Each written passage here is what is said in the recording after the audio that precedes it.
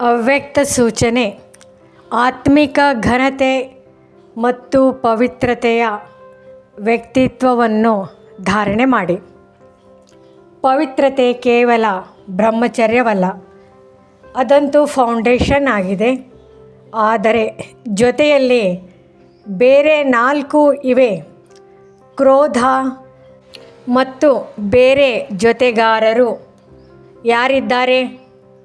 ಆ ಮಹಾಭೂತಗಳ ತ್ಯಾಗ, ಜೊತೆಯಲ್ಲಿ ಅವರ ಮರಿಮಕ್ಕಳು, ಚಿಕ್ಕ ಚಿಕ್ಕ ವಂಶ ಮಾತ್ರ ಅದರದ್ದು ತ್ಯಾಗ ಮಾಡಿ.